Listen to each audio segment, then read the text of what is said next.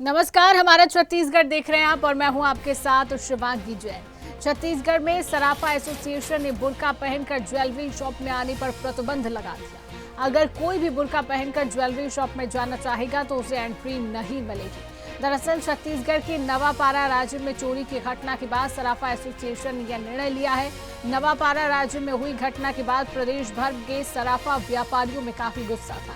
सराफा व्यापारियों ने घटना के बाद इमरजेंसी वर्चुअल बैठक बुलाई और बैठक के बाद एसोसिएशन के प्रदेश अध्यक्ष कमल सोनी ने कहा कि बुर्का या हेलमेट पहनकर ज्वेलरी शॉप में आना पूर्ण रूप से प्रतिबंधित रहेगा। अध्यक्ष कमल सोनी ने बताया कि सीसीटीवी कैमरों के माध्यम से स्पष्ट पहचान सुनिश्चित करने और आपराधिक घटनाओं पर प्रभावी नियंत्रण के उद्देश्य से यह फैसला लिया गया है। दरअसल प्रदेश में कई स्थानों पर बुर्का पहनकर बदमाश दुकानों में घुस आते हैं और बड़ी घटना को अंजाम देते हैं। ऐसे में बुर्का पहनकर सराफा दुकानों में आना पूर्ण रूप से प्रतिबंधित कर दिया गया है। सराफा के इस फैसले को लेकर प्रदेश भर के सराफा व्यापारी काफी खुश हैं। बुर्का पहनकर ज्वेलरी शॉप में प्रतिबंध सराफा एसोसिएशन का एक बड़ा फैसला सामने आया है। कल बिलासपुर में सराफा एसोसिएशन की एक बैठक आयोजित किया गया था, जिसके बाद एक निर्णय लिया गया है कि बुर्का पहनकर और साथ ही गमछा लगाकर दुकान में प्रवेश नहीं दिया जाएगा। 2 दिन पूर्व राज्य में हुई घटना जो लूट और डकैती की घटना थी, जिसमें नकाबपोशों ने दुकान का शटर तोड़ के और चोरी की घटना को अंजाम दिया।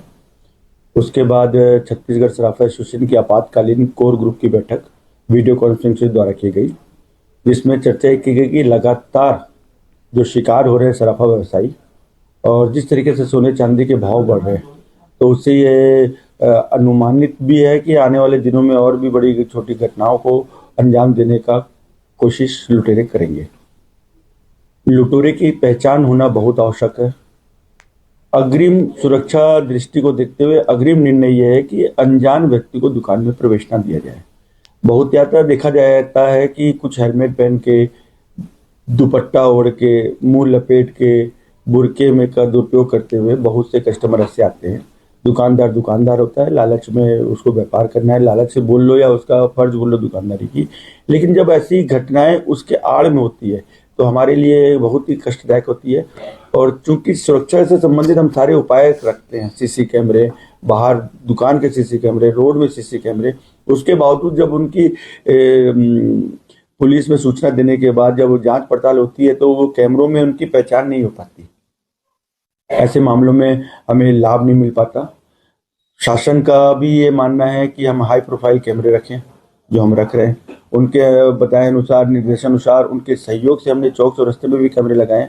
बट खुद की सुरक्षा खुद के हाथों में भी है। घटना के बाद पुलिस का काम होता है, लेकिन घटना ना हो इसके लिए हमें भी सचेत रहना है।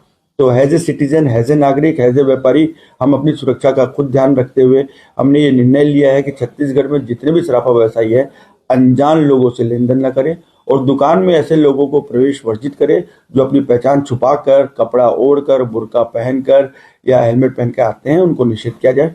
आधुनिक युग के चोर जो है लगातार हथियार बंदूक होकर भी आते हैं, इसको कैसे देखते हैं व्यापारी जो एसोसिएशन के लोग हैं, इस पर क्या कहते हैं?